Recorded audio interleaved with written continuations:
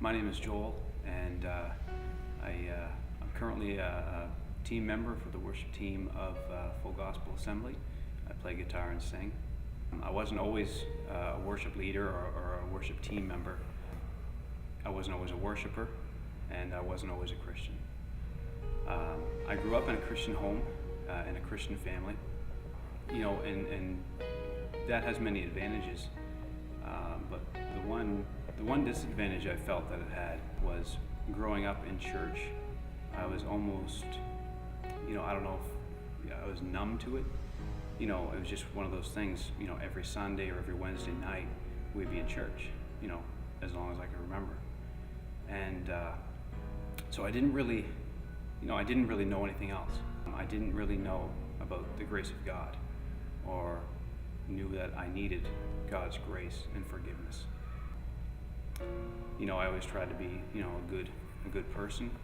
I wanted to be a Christian. I wanted to, after reading, the stories and hearing all the stories in the Bible, those amazing stories of Daniel and David and that, and I wanted that for my life. I wanted something great to happen. I wanted to witness some, pretty awesome things that God did that, be just, amazing that you read about as a kid. One issue I had was growing up in church. I didn't also have the relationship. I had more of the religion because I grew up in it, and everything was, the same. It was, Sunday morning, Sunday school, Sunday night was Sunday service, Wednesday night Bible study, and repeat.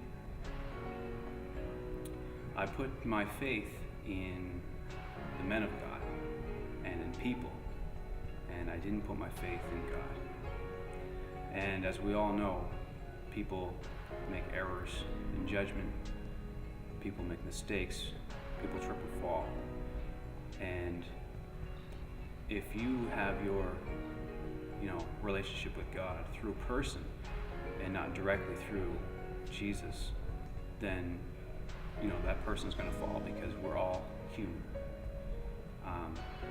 So when people make mistakes, and I looked at them as being, as being Christians that I need to pattern myself after, I was let down, I was hurt, and I questioned men of God, and I ultimately questioned God.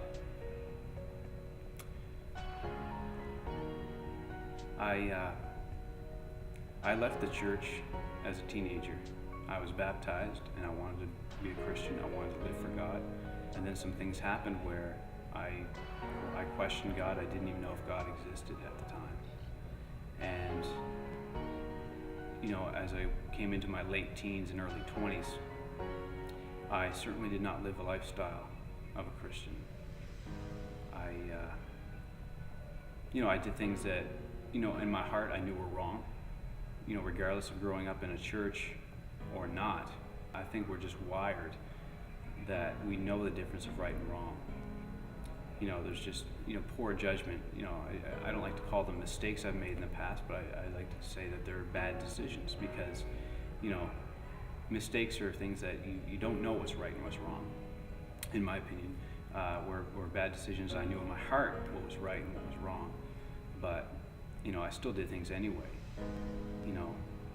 Even though I didn't know at the time if God existed.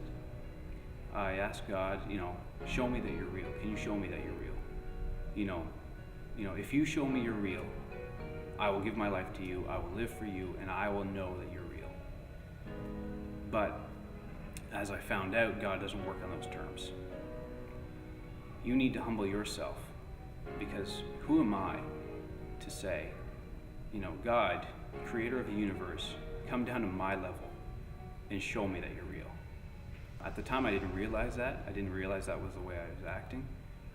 So I went through a lot of dark spots. I didn't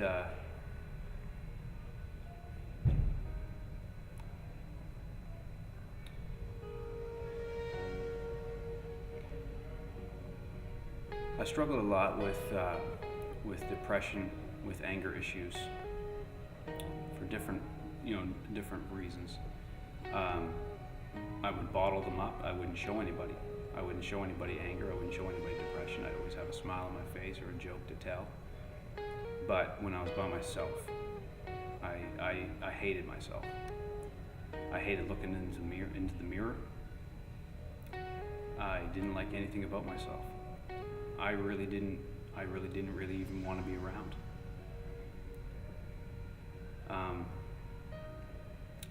It got to a very dark place in my life where it just, God started to intervene. I didn't realize it was God intervening, but looking back now, and I can see his handiwork. I can see his fingerprints on my life. As I was searching for a truth, I didn't know what it was, but I knew there had to be something. Whether it was science that was accurate, or whether God was real and Jesus was his son, I had to find out.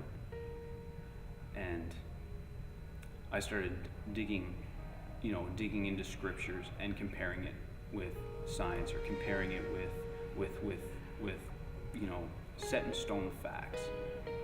And what I came up with was there's no fact on earth that can contradict the Holy Spirit inspired scriptures. So that was a big waving flag to me to say that, there's some truth here. If it can't be contradicted over a couple thousand years of atheists and scientists trying to prove God wrong, that nobody could come up with anything, then that's a pretty obvious sign. I picked up a book one day by Dan Brown called The Da Vinci Code, and Brown takes a fictional story, but he takes some facts with some plausible theory, and he wrote a good book. I looked at it, I read it, and it made me think, made me dig even more. And even though it was a completely fictional story, that helped me get into the Word, because I picked up the Bible and I read the red letters in that, the words of Jesus. And as I read, I started building that relationship with Jesus. I got married. I married my wife Jen in 2007, and we had a baby girl afterwards. And my wife came from a different background where they baptized babies, and I came from a background where we dedicated, and I wanted to have her dedicated. Still far from God, still, he's still working on my life, but I'm certainly not there yet.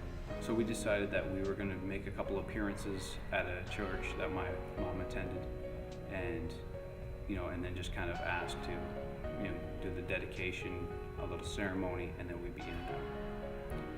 While we're there, that's when God decided to show me that he was real.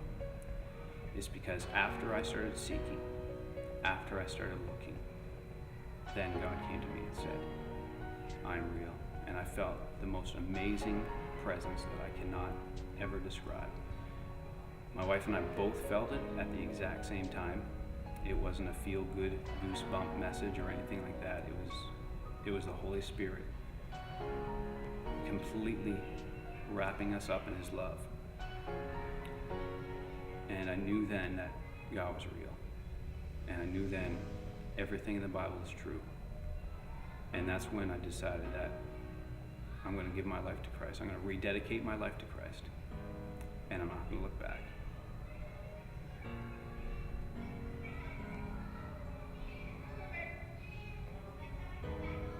Good job. I don't know what else to say, man.